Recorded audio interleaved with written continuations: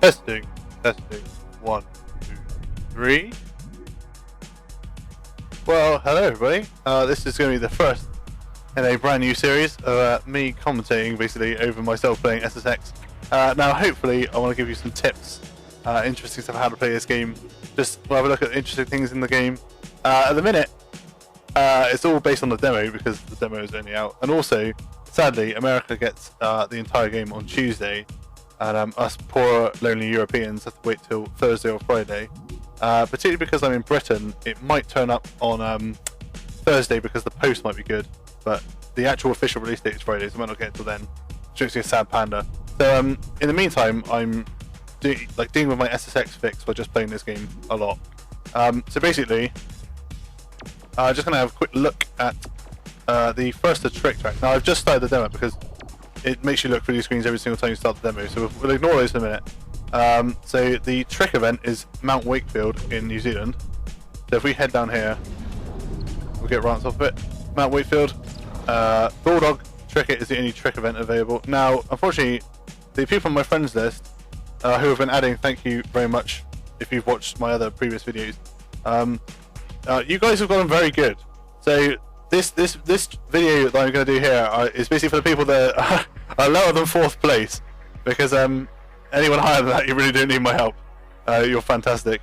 In fact, wow, that's so close. There's like about 400,000 points here between 4th and 5th. But regardless, we'll hop straight in here. Now, obviously, with the demo, you want to pick Mac because he has a higher trick rating. Although Zoe is much better for the racing mode, so definitely go for Mac. Just sit through the loading screen. I've seen this screen about 1 trillion times since downloading the demo, but we'll get over and done with in a second, and then we'll be into the game. Now, this is mainly just going to be a sort of interesting sort of tutorial run. So if I bail, don't blame me. Blame the fact that I'm not really concentrating properly. So skip this drivel. Right now, first thing you've got to pay attention to. Bottom left of the screen, that's your trick combo. Now you want to keep your trick combo up all the time, but you also want to keep your multiplier rising. The multiplier, that was really lucky. Right, the multiplier is that little ×3 in the bottom center of the screen. I believe the way it calculates the bonus after you do a combo is basically a combination of that multiplier and the trick combo score, the bottom left. So what you want to do is basically maximize them both. Now, the game seems to penalize you if you sort of, how can I call it? You sort of have you don't have much flow to your tricks. That's right. You'll notice there's like if you stop doing tricks a while, you get a kind of no flow bonus, and actually starts giving you minus scores. So the key is to just keep doing masses of tricks like this, and it will keep rising. 11. Might not get to 12, alright, 12, there you go. Now you just keep doing that repeatedly. And you'll get 13, 14, and you want to sort of have 20 by that now. I mean, I'm a bit under because I'm concentrating more on talking than actually playing the game. I've noticed that one of the best ways to raise your multiplier is to go on rails, which I'll show you in a minute. Now this section here, my original video, I just kept doing the sort of nose presses, which you trigger with the right stick in the classic control scheme. But you kind of want to get on one of these rails. Now I'm failing miserably at this. Let's just, oh god. Oh yeah, it's spot on. Right. Now you'll notice, my multiplier went down a bit then because I wasn't really doing much flow. If you keep pressing random shoulder buttons, you'll slowly increase your multiplier at the bottom, keep everything going. You can tell when you're going to lose a combo because those little chevrons next to your main score in the bottom middle center of the screen, they'll start to increase like that. If you notice you're not going to reach a ramp by the time that the chevrons reach the center, which is when it triggers the loss of the combo, you can just sort of tap the stick like that, tap the right stick, and it sort of triggers a mini. Oh, so yeah, that's the problem is there. If you do it too many times, it will then lose your combo really fast. But anyway, I'm not really concentrating.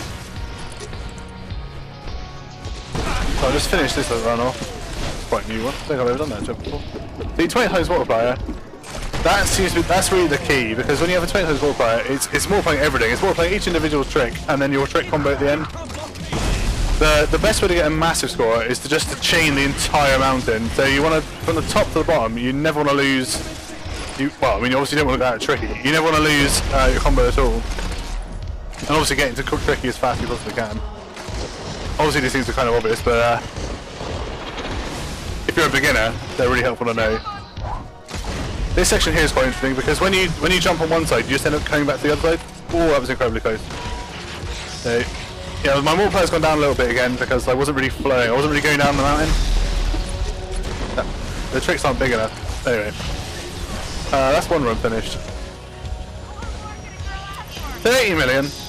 That's pretty reasonable. I'm fairly pleased with that. I mean, I haven't played the demo for a few days. I picked up a 3DS, not 3DS, a Vita a couple of days ago for launch. So that's kind of taking up my time.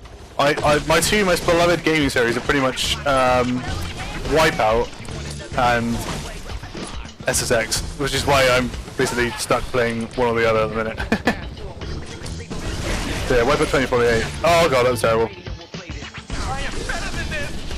Yeah, the other key thing in this, see I got 0, so I'll put it in no flow bonus if I didn't do a trick there.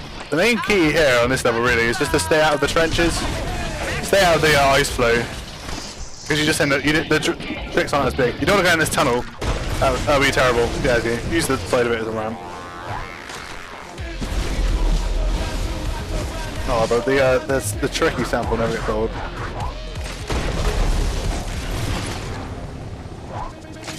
Nailed it. Right.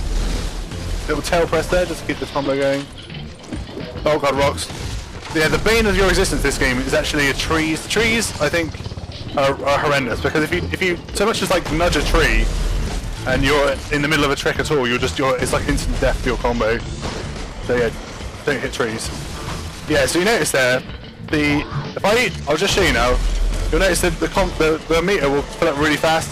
That's because I tried to do two different two tail presses. So there's one tail press, two tail presses, third one instantly fills up the meter. There you go. Really fast. You want to avoid that. This is what I'm just going to demonstrate. You can really fill up your meter really fast. Just do loads of different like hammer. I mean, I use classic controls. Oh god, what the hell's going on here? I use classic controls, so I just tap each of the shoulder buttons in turn to keep the combo going. It's also really useful for racing levels because when you're on a very long rail, you can just tap each one in turn and fill up your tricky meter. So if you're boosting the entire time, it just keeps you being able to boost infinitely boosting. I don't know what I was. That's the helicopter. The helicopters are actually pretty difficult to get to. I'm pretty sure they're actually kind of unscripted. I was watching one of the sort of developer playthroughs, and they mentioned that they're triggered based basically on how straight you are. I think how straight your run up the jump is. Obviously, it's like when you preload the jump. It's how straight you're going, and then obviously how much how much speed you've got, and how much height you get. So it's basically dynamic. You never really know when you're going to get one. Although obviously some massive jumps seem to be slightly more likely than others. I mean, you get streaks sometimes. I had a few in a row a couple of days ago on basically one of the first big jumps in the level. Snow fake. It's the first time I picked up a snow fake, so it's going to give me a nice little tutorial, which I don't give a care about. I've been playing SSX since I was about 12.